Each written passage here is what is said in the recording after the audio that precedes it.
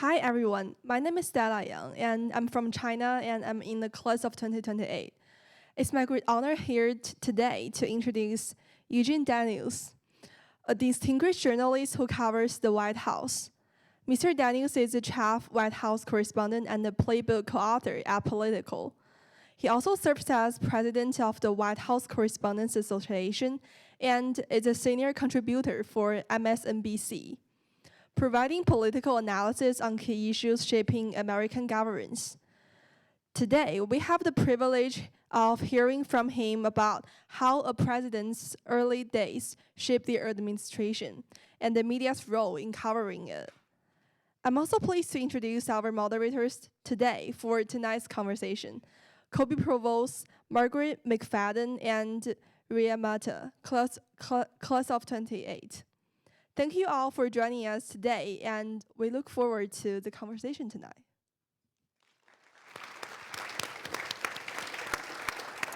Well, thank you, Stella, and good evening, everyone. Eugene, we're delighted to be here with you. I know Ray and I have really been looking forward to this. And I think I just want to register that it's Eugene's birthday, which he is spending with us. So happy birthday. Thank you. So let's get to it, though. Let's do it. So for decades now, it's been a kind of convention to focus on the first 100 days of an administration. There's lots of changes that tend to happen. People are coming and going. It's the moment when an administration kind of announces its priorities and starts working on things. Yeah. So we're 23 days into the Trump administration. What is it that you think, there's a lot going on. What? No, Yeah. not at all. It's very quiet. What is it that you think we should be most focused on? What seems most important to you in these first 23 days? Thank you guys for having me. I'm very excited to be here on my birthday. I got a Beyonce mic, which is very exciting.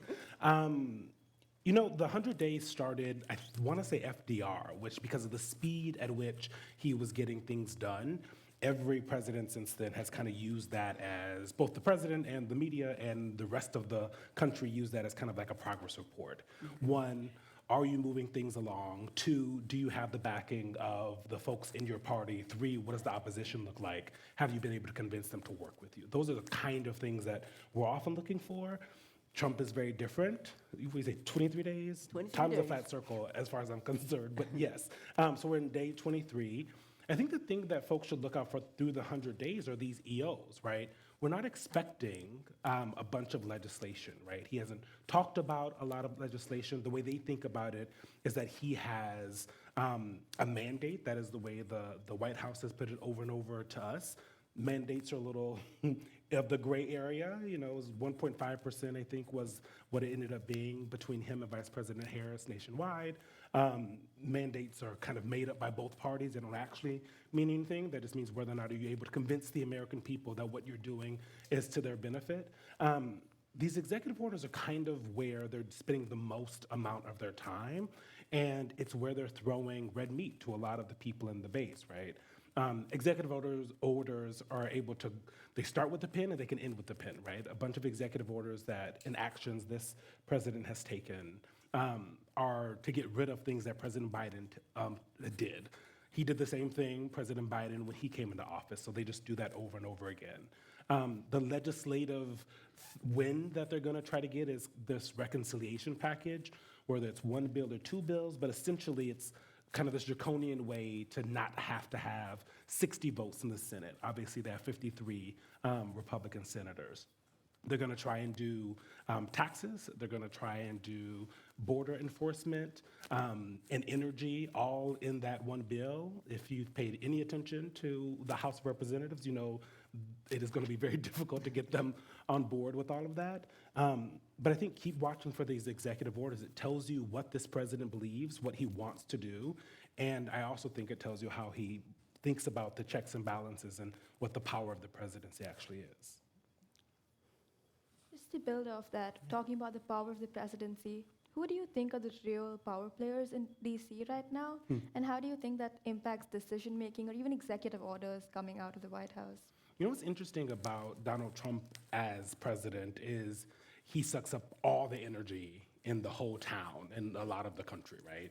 And so in the Biden White House, you could throw in a bunch of different names. You could be, Jake Sullivan, the National Security Advisor. You could, throw in Vice President Harris. You could throw in all of these people who were tasked with doing things that President Biden wanted to do.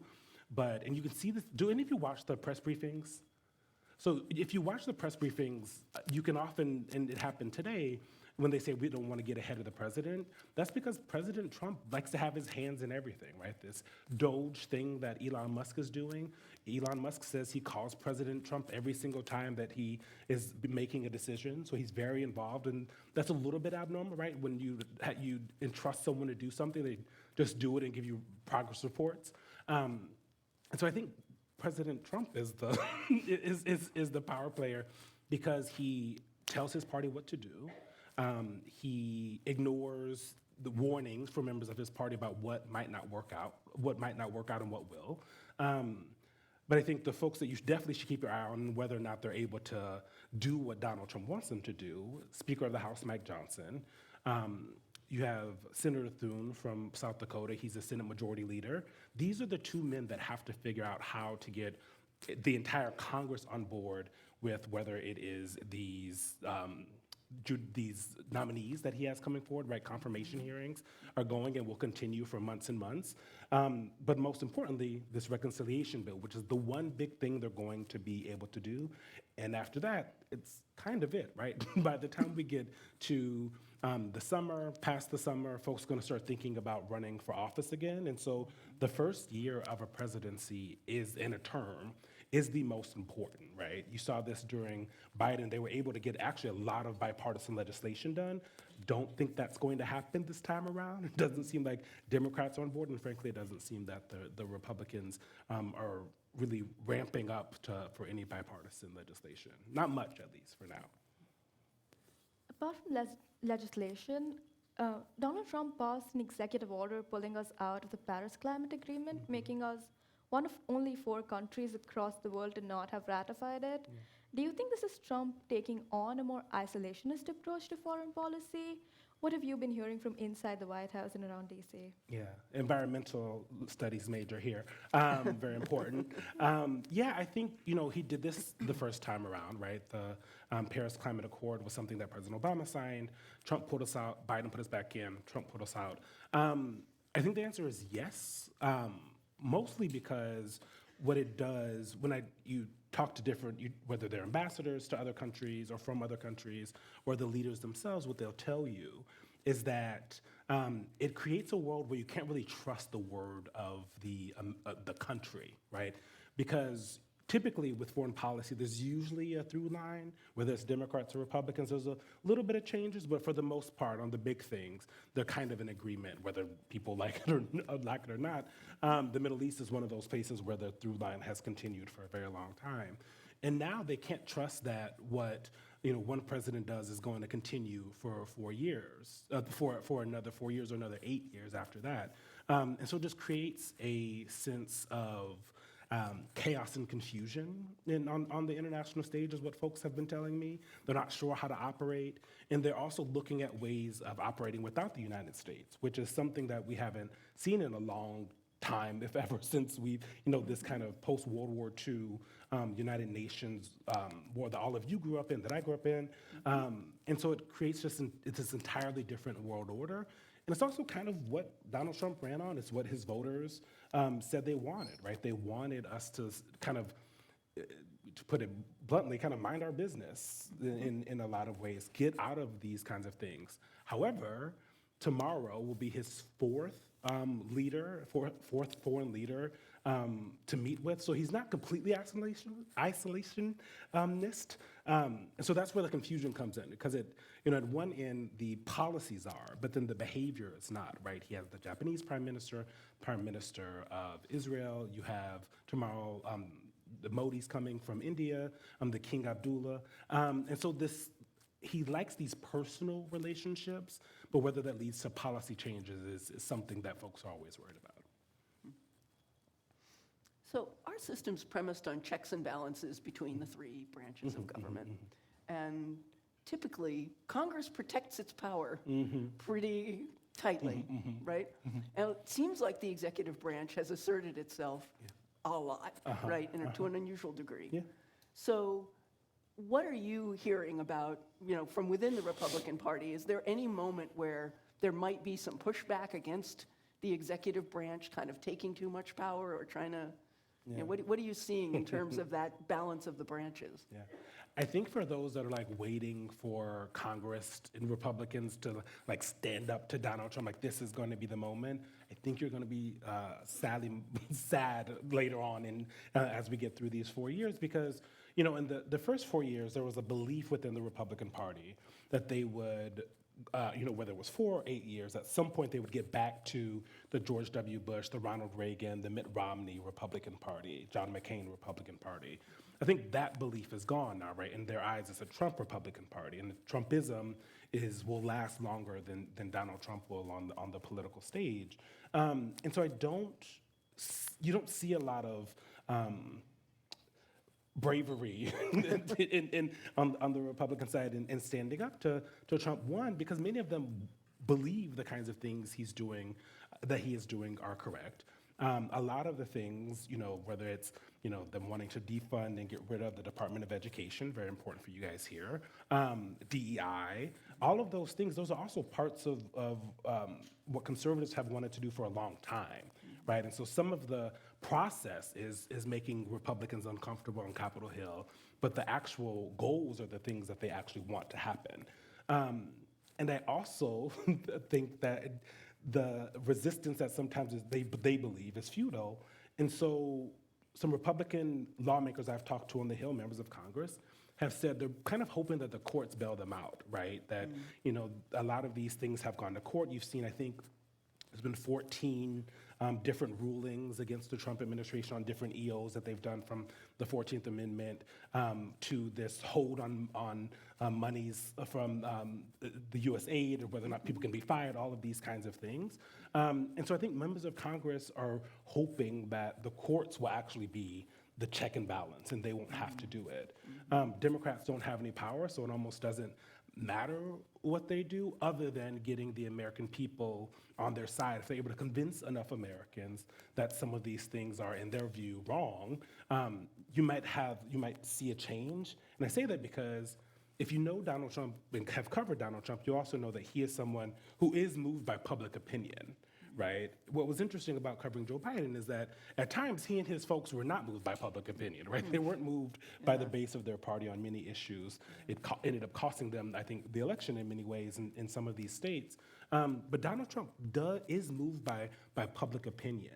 When the Office of Management and Budget put out that kind of stop order on all of these different funds that were going out, and the backlash that came so quickly, they rescinded that. That's not something that folks expected from Donald Trump, but the backlash was enough, and the reaction was enough from Republicans and Democrats and independents, and most importantly for Donald Trump, his base, that kind of shook them a little bit in the administration. That's really interesting. Yeah, but Congress is not gonna. They're not. Yeah, they're not gonna. I don't think so. I mean, there could be a moment where I'm one of those people who's like okay with being surprised, but there's not a lot of evidence at this point that they have the wherewithal or the gumption to do so. And again, a lot of them believe that he's doing the right thing. Yeah. Well, let's turn to questions from the audience, if we might. And I'm scared. No, you'll be amazed at how smart they are. That's why I'm scared. So, Sierra, I think you're first. Okay. Hi, my name is Sierra Cortez, and I'm a sophomore Gov and English double major. Love it. And I've been reading some of your work, and I've seen that you are an openly queer and Black journalist. And when reading your work, I saw that your voice is very unique, and it's shown clearly. And I was wondering if you, especially during the political climate that we have right now, find that it's hard to maintain journalistic objectivity, or if that's a thing of the past. Yeah. The answer is no. I also don't think about objectivity in the kind of old school way. I think there's my job, the way I view my job and all of the reporters. I feel like our job is to call balls and strikes and to tell the truth. And whatever that looks like, whatever that is, if we can prove it, right, with facts and and conversations, then that's what I'm trying to do. I view my job, especially getting to cover the most powerful people in the world, is about holding truth to power, and I mean that, right? Like that's always a thing that journalists say, but I think in a world where we're seeing an expansion of the executive branch, right? What does that actually mean, right? Those are the kinds of things that I find really fascinating and interesting, and I think, you know, we should be calling a thing, right? There was this conversation whether or not you can say that a politician has lied. I think that, you know, you can never get into someone's head, but if someone says something and then you say, hey, that thing is not true, and then they keep saying it, right? Like at some point you have to just like call a thing, like they're lying, that it's not true. And I think, you know, that's okay. I also think that, you know, the reason I don't have an issue with keeping my own feelings and thoughts out of my work, voice is different, right? I kind of sometimes write how I talk, which isn't always great for the copy editors, but I see what I get to do as this enormous privilege, right? And when I'm writing, or if I'm doing TV or if I'm doing a panel, I try to think about my 87-year-old grandmother in Bucksport, South Carolina. Like, what are the kinds of things she needs to know to buy eggs or to vote, or what are the things that her and my cousins have to think about as they're moving around in their daily lives? And I think that frame, along with holding power accountable, is kind of how I operate. And I think that I've never felt shaken in, oh, I really want to put my opinion in there, because the counter to that is I get to yell questions at the President of the United States, right? Like, you know what I mean? Like, I get to sit down with, you know, the former Vice President and done, you know, like a dozen or so interviews over the 4 years with her. So there's a counterbalance to you know, keeping my own opinion out of it. I think journalism at its best is holding a mirror up to the rest of the country and the world and saying, like, this is what y'all look like. If y'all are cool with that, that's fine. But, you know, we're just showing you what you look like. And I think that keep staying focused on that has been really helpful in making sure I keep my own opinions out of it. Because also, who cares what I think? There's like much smarter people in Washington, D.C. and around the country who I talk to who are much more insightful than I ever could be.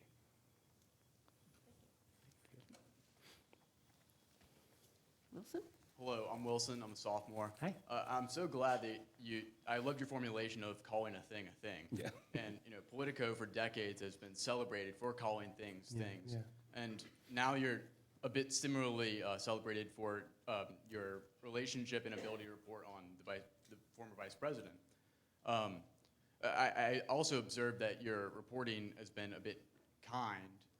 You know, it hasn't really talked about or discussed her potential role in the, you know, Biden mental acuity controversy, whether she did too few interviews or perhaps, you know, didn't have the turn of phrase or the wit to do those interviews. And I'm wondering, and these are views shared by the majority of the Democratic Party, so I'm wondering, in the spirit of calling a thing, if America has, or I mean, if Vice President Harris has an America problem, or if America had a Harris problem. Thank you. That's a good question. I think that, I think that she should have done a lot more interviews, right? I think that she should have separated herself from Joe Biden as much as she could. Some of it wouldn't have been believable, right? Like, you're serving as vice president. I think he was not helpful to her in many different ways when he would kind of go out and flub or, you know, say something that wasn't helpful. I think she had like 100-something days to run for president, which is absolutely abnormal. I think America had a Harris problem. I think Harris has an American problem. Like, I think both of those things are true and may continue to be true, right? The person that I covered in that first year was not the same person in the fourth, right? Like, she is always has been a cautious politician. That first year has always been kind of tough, but when you're a vice president, like, it lasts much longer than it does when you're just a senator or you're a DA in California. And I think there were just some hurdles that she was never able to get past, right? she ran on and was trying to run kind of in this moderate lane, which I think was true to her. I think the 2019 Harris was the one that wasn't her, and I think that's why it felt weird. I think if you guys remember, there were like 1 million people running in the Democratic primary for 2020. All of them were chasing Bernie Sanders when they shouldn't have, because that's not where the Democratic Party ever was, right? The Democratic Party, especially in the primary, is bolstered by black voters who are much more pragmatic and are much more moderate than I think the voters on Twitter and a lot of maybe some of you in college are.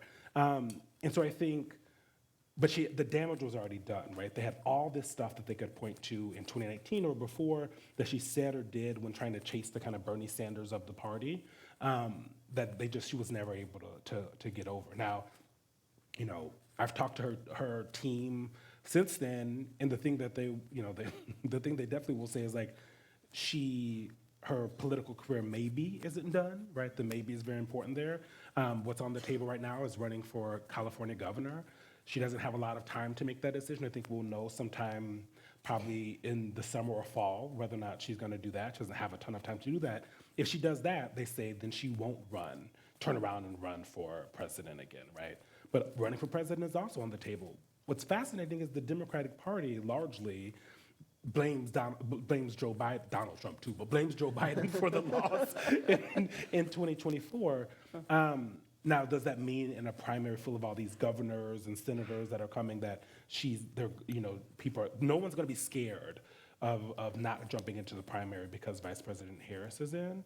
And so I think you end up in a world where I don't think we have ever seen anything like this. It'll be, especially you guys have not seen anything like that, where you had a sitting vice president, lose, come back 2.5 years later, and try to run for president again. But governor's on the table as well. I think you're right. Like there's both and of those problems.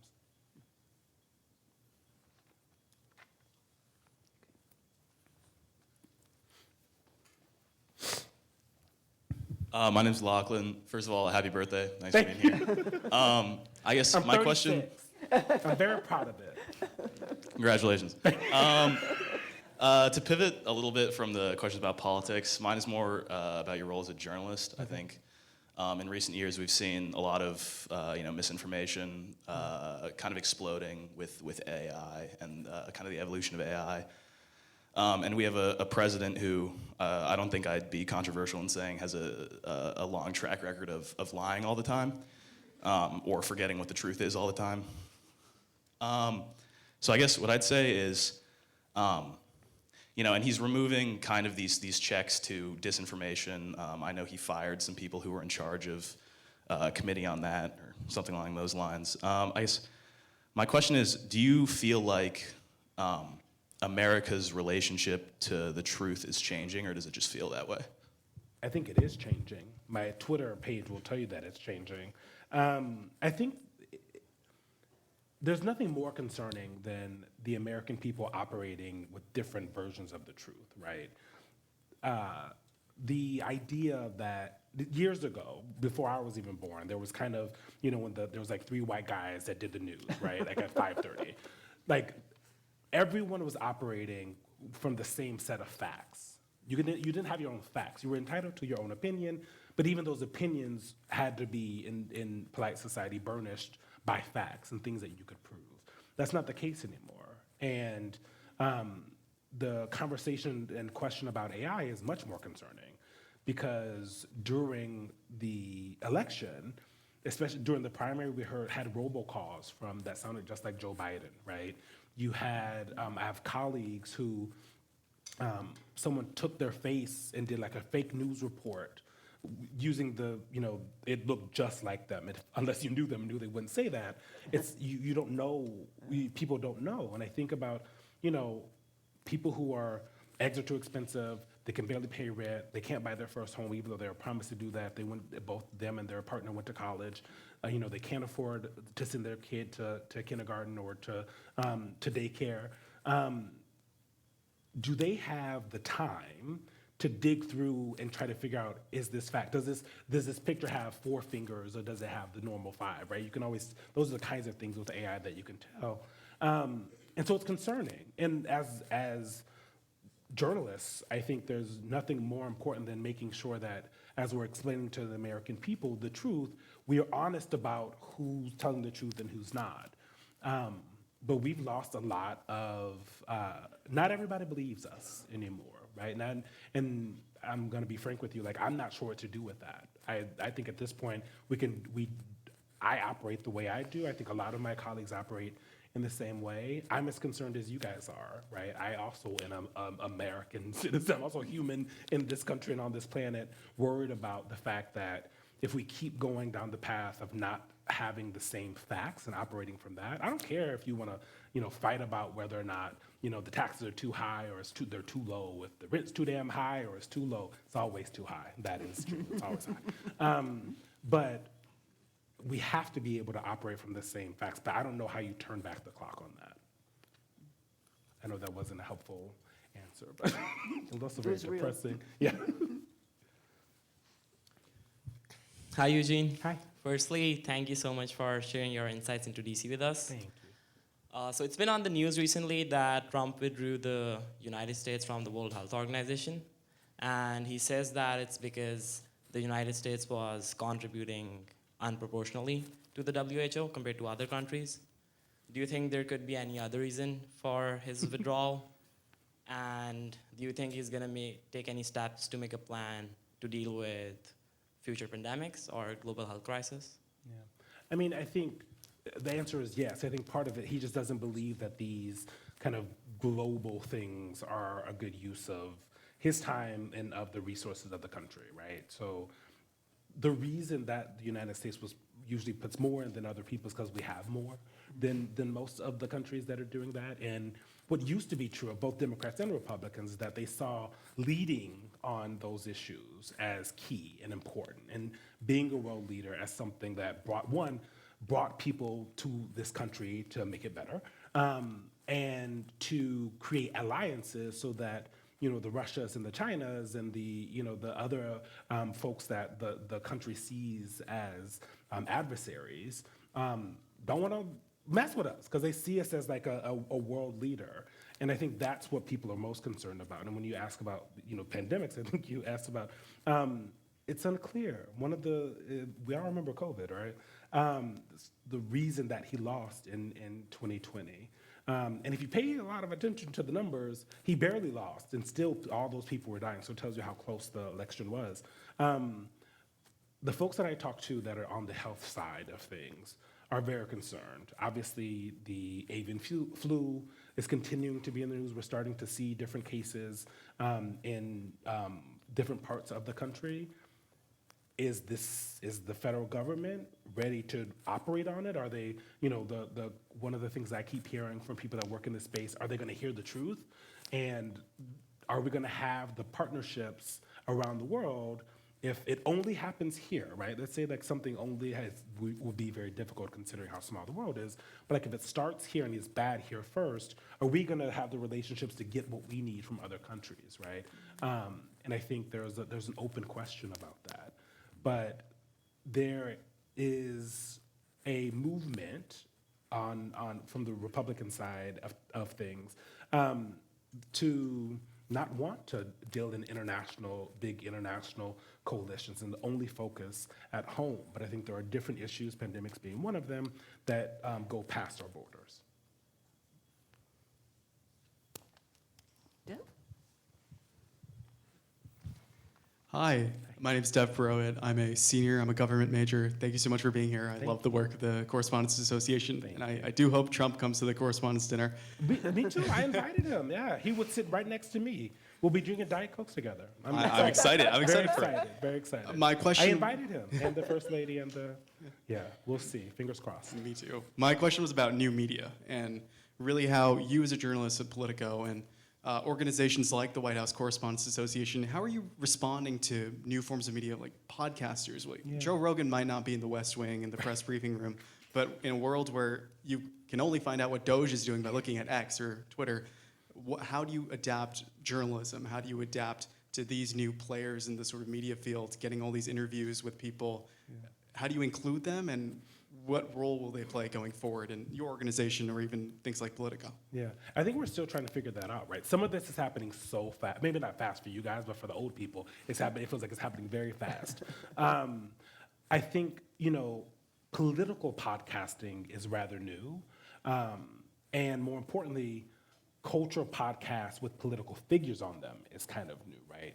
And I think what we saw over this past election is that both Vice President Harris and now President Trump spent a lot more time, but they spent time trying to talk to those folks.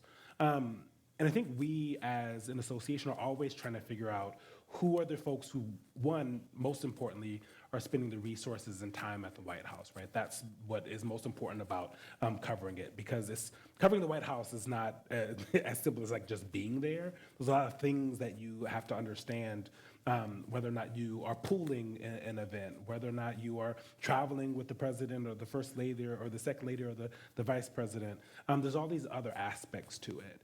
And so, we've welcomed people who, if they have questions, they want to talk about joining the association. Those are ongoing conversations always. But I think largely everyone's trying to, in media, is trying to figure out where do these things stand, how do they fit in, and there's no good answer at this point. I feel like I said that twice. I'm sorry, y'all. But there's not really a good answer because we're still trying to figure it out. I think there's a difference between people who are actual reporters and journalists doing that job, right? Because for those of you, are there journalism majors in here?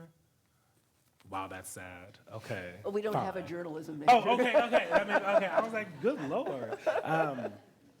But for those that are journalism majors, like you learn like about the ethics of journalism. You understand what it means when someone's talking to you off the record. You understand what it means to get a source to trust you, to be able to tell your viewers or your listeners or your readers what they say. And so like that's kind of what I most look forward to, is like, do people understand what it is to be a journalist? Because anybody can get a podcast and talk. It seems like it's very easy to do so, and that's not a problem.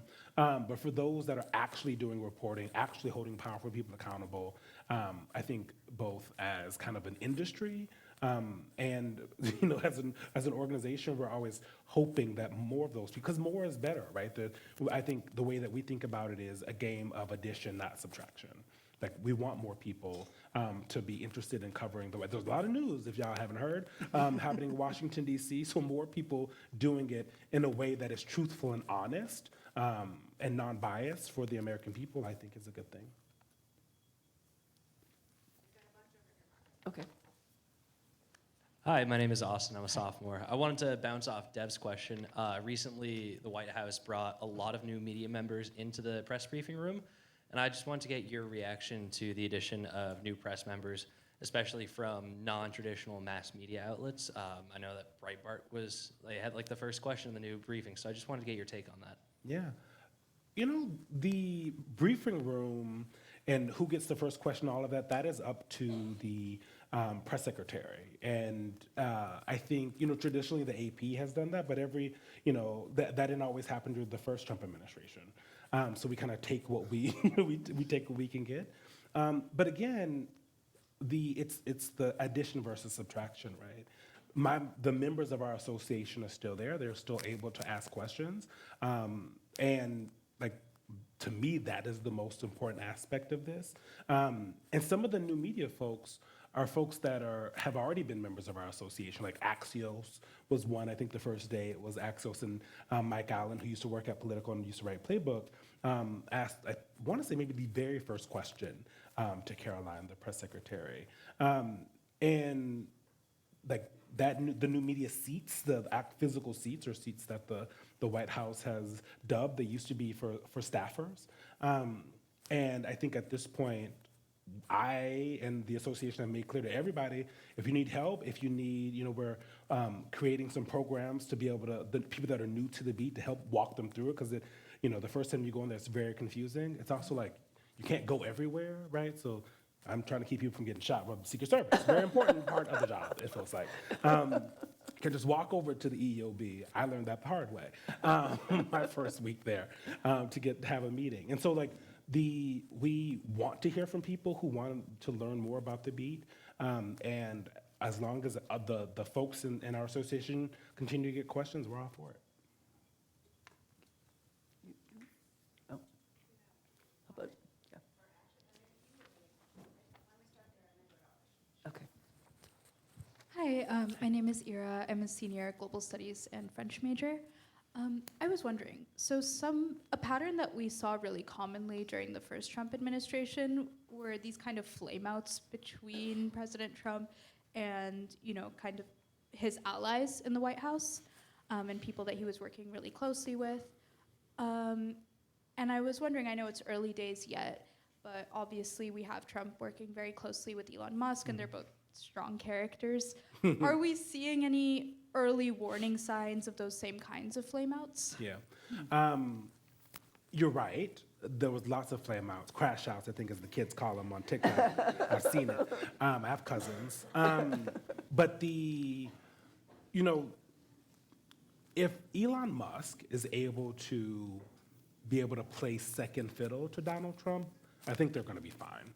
Donald Trump is a star, right? Like if you think about the presidency, and a lot of people around Donald Trump do often think of it as like, this is a TV show, he's the star of the show, right? You can be a co-star, you can be a featured guest star, you can be the special person that's the very last one. You can be that, but you have to stay in that lane. And I think, there are people around Donald in like Trump world who are getting a little bit irritated with Elon Musk, that they feel like he's maybe moving a little bit too fast. There was a question of whether or not, the president and his team were being read in. Donald Trump says he's been read in on all of that. It's moving pretty quickly. So, but I think, did you guys see the Time magazine cover? Mm-hmm. Donald Trump has a very fascinating relationship with Time magazine and the covers of Time magazine. And I think I got that picture quite a bit from folks in Trump world that were like, oh, this could be the beginning of the end. And we had in the Oval Office, a person asked, like, what do you think about the picture? And he said, it was great. And then he talked about how Elon was doing all these great things.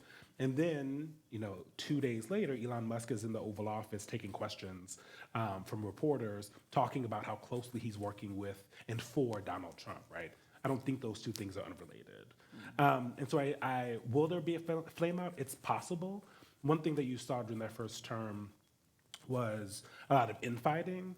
I think you're going to see a lot less of that. One is because this time around, he's surrounded by people who understand this is Trump's party.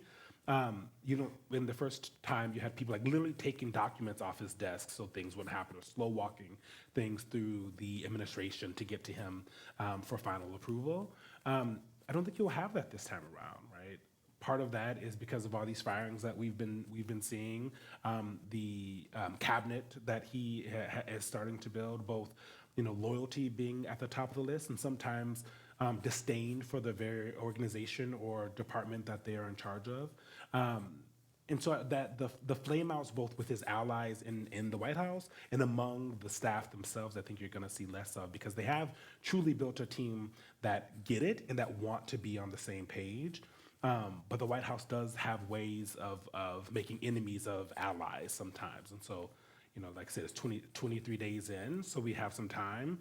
But I think they're starting off on a better foot than they did the first time around by creating a team led by Susie Wiles, the chief of staff, who isn't really here for that, right? She sees her job as making sure that Donald Trump gets done what he wants to get done. And that's how a lot of the team feels as well. And so if you have that, you're less likely to have these flameouts.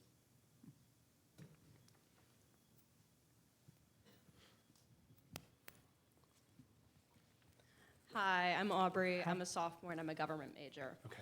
So in history, it's at least my perspective that a lot of what journalism is about is sketching and framing the legacy for a president after they've left office.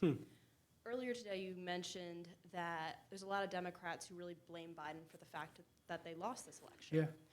I'm wondering if, from your perspective as a journalist, you think a lot of what Biden's legacy is going to be defined by is his inability to pass the torch before it fizzled out. Yes, next question. No, I'm kidding. Yes, I think that, I do. And I think, one, because he promised that he would be a bridge, right? He talked about himself being a bridge president. He didn't say how long the bridge would be, of course, but we all made assumptions based off of that. And I think it will be his legacy, many of the staff around him, and some of the leaders within the Democratic Party at the time, that they ignored the will of the voters. And Democrats around the country said, we do not want this man to run again, right? It is abnormal for that to happen, but I think they had plenty of chances and times where they can be like, yes, he came in here to steady the ship, and now, we got a new captain, and whether it was Vice President Harris or they had this, they had a real primary, but the way that they set it up did not help, right? Putting South Carolina first. They made it very clear that they weren't going to get a lot of support from the party for anyone who wasn't President Biden, which is not abnormal, right? That is exactly how it has always worked when the incumbent wants to run, right? It's their prerogative, but we're dealing in a different time. And, if Vice President Harris would have won, I think that Joe Biden's legacy would have been, a man who came in with the first black president. He helped bring in the first woman president. He took a step back when, as a form of leadership, yada, yada, yada. That's not, I know those aren't the stories being written right now. As a matter of fact, I'm as excited as all of you are for all the books that are coming from a lot of our colleagues that cover the presidency and the election, because the conversations that were happening behind the scenes, they knew that the American people, and most importantly, for their case, Democrats did not want him to run. They ignored them, right? That's the decision they were able to make because they had the power, but decisions have consequences. And when he had that kind of terrible debate performance, I think a lot of his staff were really surprised by how bad it was. And even that night, he seemed kind of normal. So I don't know it's still unclear what exactly happened. They said he was a little sick, But at the end of the day, it took too long for him to get out. The American voters said he shouldn't have run, and the party decided to ignore that. And I think that's the legacy for him. And and Joe Biden did a lot of things that Democrats wanted him to do, right? That first year was full of all types of different pieces of legislation. And sure, that will be a part of the legacy, but I think that first graph or two in his obit is not gonna be as nice as Jimmy Carter's was, for example. Stay over here.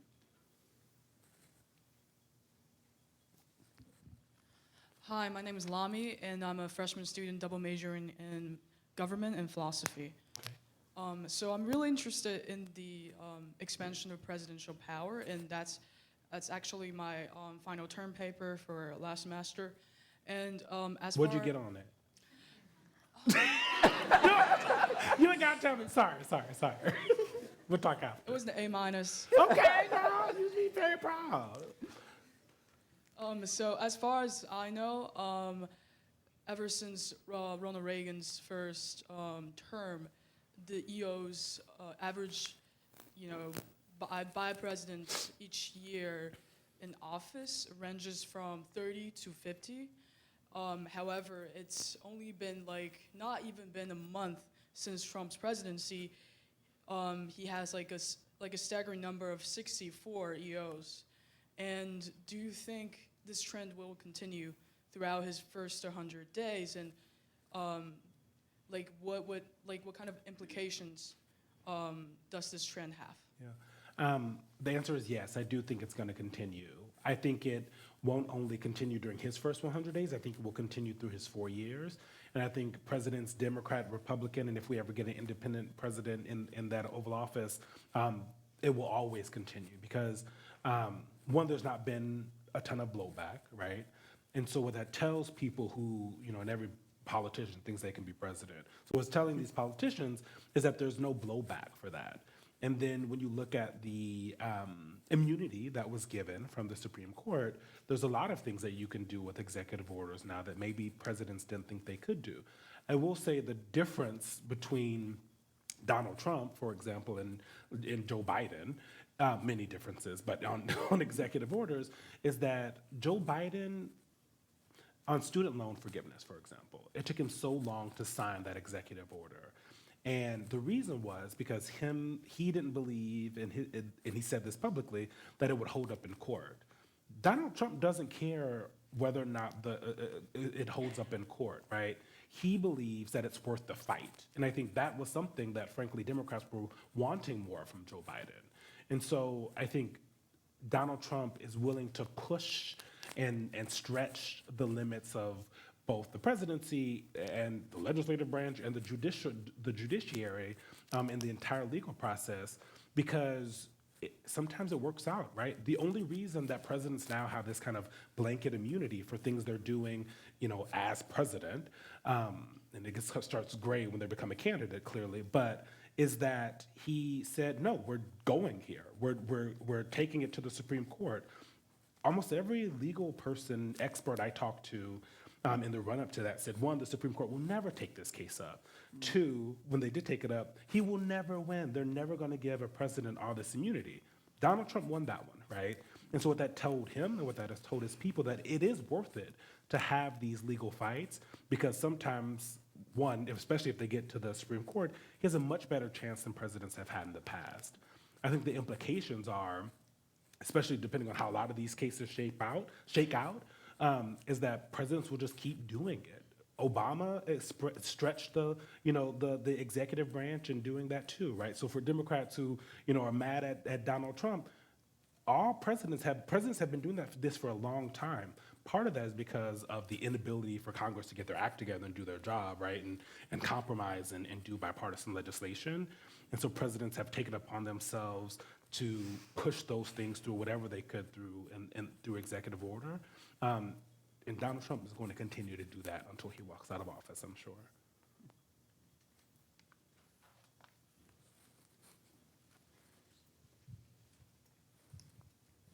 Hello. Hi. Hi, I'm SK. I'm a sophomore. I'm an econ major.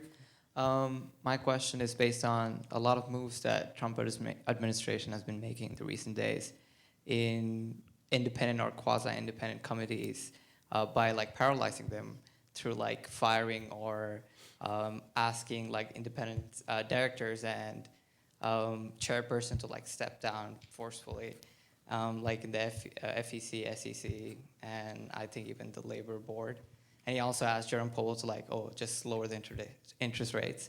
So I was just wondering what these moves are aimed at. Are they more aimed at the concentration of power in his hands, and what are the possible implications even after he leaves by switching these people with Trump loyalists? Yeah, I mean, I think the way that Donald Trump, the lessons that he learned from the first term was that if he had people in some of these jobs that we all have kind of, I think, taken 10-year terms, so they go past, one presidency. He saw those people as holding him back, right? And so typically presidents get to throw people in as cabinet secretaries, right? And sometimes you get to, toss it, put some people on the Supreme Court. But other presidents haven't really thought of those people as they need to be doing exactly what I'm saying, right? That is different than for Donald Trump, very clearly. So I think what's under that is his view of the executive branch is that anyone under the executive branch, right, anyone that he could appoint, he should be able to fire. And it seems like that's true. I think, we haven't had this theory tested before. And I think other presidents just didn't want to do that because they were concerned about the whiplash that it creates and any uncertainty it creates within the country, within the markets. The markets love stability, so I'm told. I don't have nothing in the markets, but that's what they say. And so other presidents have been worried about doing that. He doesn't see that as an issue. And I think it was yesterday, or what's today? Wednesday. Last week, I think, Caroline said something along the lines of, the president can hire and fire, right? And that is, that's truly the belief that they have. And he told, Powell in his first term to lower interest rates, right? He doesn't see the need to stay out of some of those fights that presidents usually do. And frankly, there's no pushback. Like, we're not hearing that from Republicans, and Democrats are still licking their wounds and trying to figure out what those, like, what it actually means to oppose Donald Trump in a country that feels like it's changed. And so the opposition to some of these things doesn't exist, and so that tells politicians that want to be president that maybe it's fine, maybe it is okay to press and do these things. And so it is going to help, it is going to force a rethink of the presidency. Obviously, a lot of people have issues with that. But for some of these jobs who we've thought of as USAID for organizations, like USAID, for example, right? That wasn't really an organization that people thought of as like out there doing like democratic work. That's not the case anymore, right? And so now it's kind of under the State Department. But the speed at which these things are happening is where people are, I think people are getting worried, but again, they're not saying much. They're saying it behind the scenes to us, and that's not very helpful in putting a face to a name. Can I ask you about that? Yeah. I mean, that's really, I've been wondering, why is no one pushing back? Yeah. I mean, you had Democrats standing outside of the Department of Treasury talking about Elon Musk. You had them outside of USAID or at the Department of Education, like trying to get in the door. I think that the problem is not just that they're not really fighting, it's that there's no like coherent message. And they're struggling with the fact that, there hasn't been, again, we're 23 days in, but there's not been a bunch of executive orders on the economy, right? And that's what won Donald Trump the election. And so some Democrats think, okay, we just need to say, like, if he's doing this, he's not focusing on the economy. If he isn't doing this, it's because he's not talking about eggs and the prices and doing what he can to bring the prices down on eggs. To be clear, presidents don't have a lot of power over the economy or eggs. Like that's now always been true. But that they haven't figured out how to fight it. And I think that's the biggest problem that Democrats are having right now, is like the leadership is not there. They have elected leaders, and they just got Ken Martin, he's the head of the DNC. But the head of the DNC isn't usually like a messaging person, right? They're not out there creating the message and the PR for the Democratic Party. I think he may have to, because the days of Nancy Pelosi kind of strong-arming Democrats to get it together, she's getting them together. That is not really how Hakeem Jeffries operates, right? And in the Senate, they're not sure what to do. And so the fights that they want to have, they're not sure if they can. The fights that they seem kind of obvious to maybe many of us in this room, they are scared to have because they're scared of turning off the kind of middle of the country that, frankly, is just like over the Democratic Party and how they've been operating for a couple of decades. So they really have some big issues, and you cannot have an opposition if the opposition isn't operating and figuring out what their stance is. I got to moderate a debate forum of the chairs for the DNC, the second one they did in Detroit. And one of my questions to the 7 of them that were on stage was, what does it mean to be a Democrat now? Like, really easily, tell me what it is. What is the through line for being a Democrat? And I will tell you, the answers that I heard that left a lot to be desired. I think that, like, it's kind of, it felt like talking points. It felt like it was created by committee. It felt like they had been working on these for a long time. And I think that is, in the current political climate we're living in and that they're operating in, it's not going to cut it anymore. So we're going to try something different. Okay. Okay, you ready?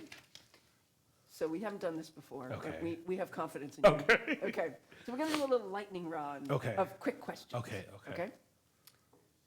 What do you think is the most telling moment from Trump's first 3 weeks in office? The most telling moment.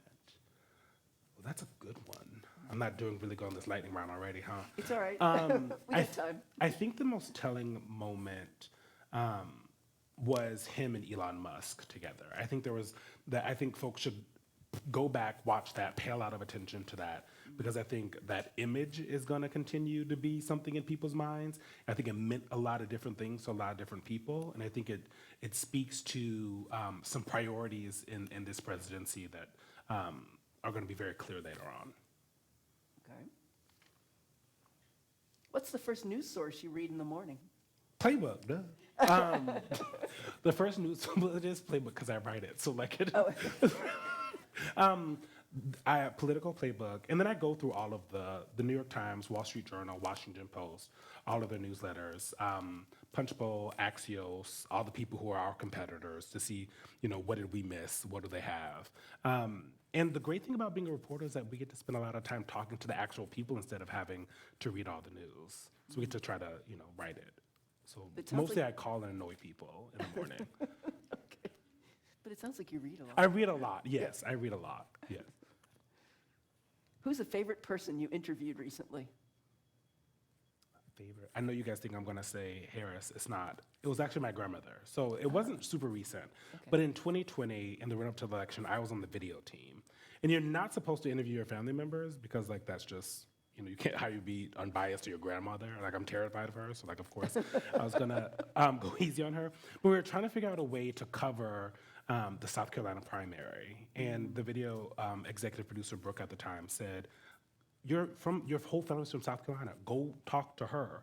And so I got to spend an hour and a half in a living room that I grew up in, talking to my grandmother about politics and how her and her friends were thinking about it, but also, a bunch of questions that I was able to throw in there so that once, when she's gone, we as a family have. So I think that was, and it was a good reminder that you don't always have to just interview the powerful people. There are a lot of people around the country who should have a say. Both, obviously, they vote, but have an actual say in the media about how they view everything, and they're just as smart as the experts at Cato or wherever. Yeah. That's great. What's the class you think everyone in college should take? Oh, well, that's good. I feel like economics, because I feel like that's one I should have taken, and I didn't. And I see some. Are you guys in economics majors? Sure. Yeah, and I feel like the economy has become continues to be a driving force for people, and it goes across socioeconomic status. It goes across race. And that has changed our politics in a way that I think if you want to understand it, our politics, race, and the economy are the most important thing. There's a lot of stuff about the economics I just do not understand, so I just call a lot of people that are much smarter on it than I am. Well, thank you so much for this you. conversation. This has been absolutely wonderful. It's been a delight to be with you. Thank you. So I hope all of you will come back next week when Jacqueline Alamany will be here with us. Jackie's from the Washington great. She's fabulous. Okay. I love Jackie. So come you back should come. Jackie's very smart. Same place, same time, same dinner. Well, maybe not the same dinner. Well, if you guys fill out the sheet, like Allison said, you may have a different dinner. You may have a different I'm dinner. saying. Right. Want something else, write it down. So thank you, Rhea, for being such a great co-host. And thank you all for coming. Thank you guys so much. Thank you.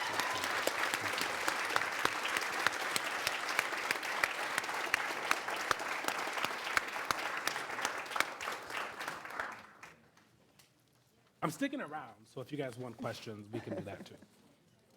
Was it? Okay, good.